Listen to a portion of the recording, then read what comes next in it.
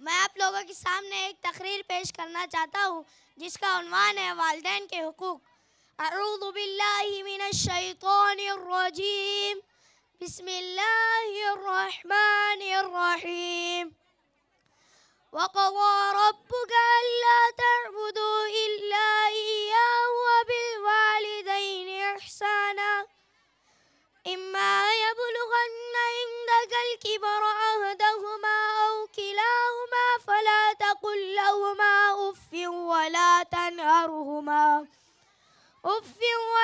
تَنْهَرْهُمَا وَقُل لَّهُمَا قَوْلًا كَرِيمًا وَاخْفِضْ لَهُمَا جَنَاحَ الذُّلِّ مِنَ الرَّحْمَةِ وَقُل رَّبِّ ارْحَمْهُمَا كَمَا رَبَّيَانِي صَغِيرًا۔ صدق اللہ العظیم۔ محترم حضرات، میں نے آپ لوگوں کے سامنے ابھی سورہ بنی اسرائیل کی آیت کریمہ تلاوت کی ہے۔ اس کا ترجمہ یہ ہے کہ اور حکم دیا ہے آپ کے رب نے کہ تم اللہ تعالیٰ کے سوا کسی اور کی عبادت نہ کرو اور اپنے والدین کے ساتھ اچھا سلوک کرو۔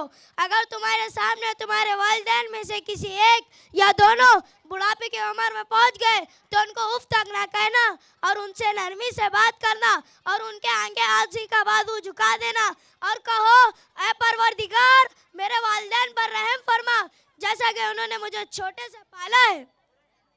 محترم حضرات، اس آیت کریمہ میں اللہ تعالیٰ نے والدین کے حقوق بیان کیے، لیکن یہی ایک آیت نہیں، قرآن مجید میں دیگر مقامات پر بھی یہی احکام موجود ہے۔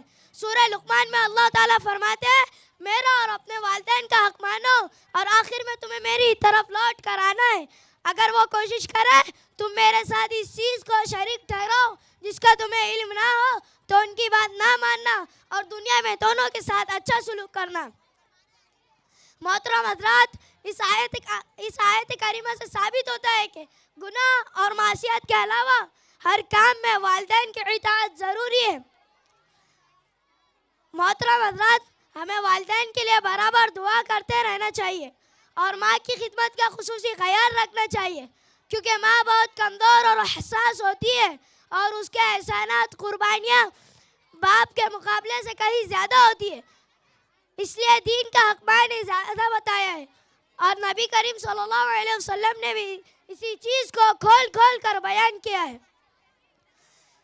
حضرت ابو ہریرہ رضی اللہ تعالیٰ عنہ فرماتے ہیں ایک شخص نبی کریم صلی اللہ علیہ وسلم کی خدمت میں آیا اور پوچھا یا رسول اللہ میرے نیک سلوک کا سب سے زیادہ مستحق کون ہے؟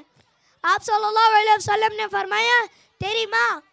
پھر اس شخص نے پوچھا پھر کون؟ آپ صلی اللہ علیہ وسلم نے فرمایا تیری ماں۔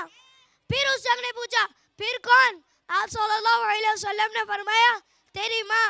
پھر اس شخص نے پوچھا پھر کون؟ آپ صلی اللہ علیہ وسلم نے فرمایا تیرا باپ۔ حضرت جاہمہ رضی اللہ تعالیٰ عنہ نبی کریم صلی اللہ علیہ وسلم کی خدمت میں حاضر ہوتے اور کہا یا رسول اللہ میرا ارادہ ہے کہ میں آپ کے ساتھ جہاد میں شرکت کروں اور اسی معاملے میں آپ سے مشورہ لینے آیا ہوں۔ حضور صلی اللہ علیہ وسلم نے پوچھا کہ تمہاری ماں زندہ ہے؟ حضرت جاہمہ رضی اللہ تعالیٰ عنہ نے فرمایا جی ہاں زندہ ہے۔ آپ صلی اللہ علیہ وسلم نے کہا تو جاؤ اور ان کی خدمت کرو کیونکہ ان کے ہی قدموں کے نیچے جنت ہے۔ محترم حضرات، نیک اولاد کا فرض ہوتا ہے کہ وہ اپنے والدین کی خبر گیری کرے اور ہر ایک کے ساتھ اچھا سلوک کرے اور ہر ایک کو خوش رکھنے کی کوشش کرے۔ حضور صلی اللہ علیہ وسلم فرماتے ہیں باپ کی رضا میں اللہ تعالیٰ کی رضا ہے اور باپ کی ناراضگی میں اللہ تعالیٰ کی ناراضگی ہے۔ اور دوسری روایت میں ہے کہ باپ جنت کے دروازوں میں سے بیچ کا دروازہ ہے، خواہ تم اسے محفوظ رکھو یا ضائع کر دو۔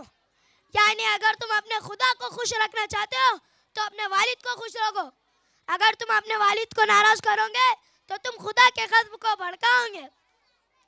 محترم حضرات، والدین کی خدمت گزاری صرف آخرت کی اجر و ثواب کا ذریعہ نہیں ہے بلکہ دنیا میں بھی رحمت الہی کا سبب ہے۔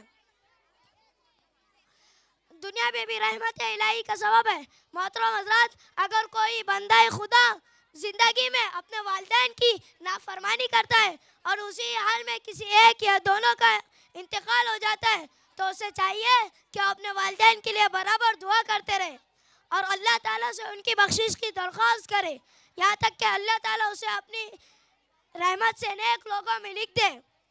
محترم حضرات، یہ ماں باپ کے ساتھ حسن سلوک اور اعمال صالحہ کی برکت. آئیے ہم سب مل کر دعا کرتے ہیں اللہ تعالیٰ ہمیں والدین کا فرما بردار بنائے اور اعمال صالحہ کی دولت عطا فرمائے. آمین.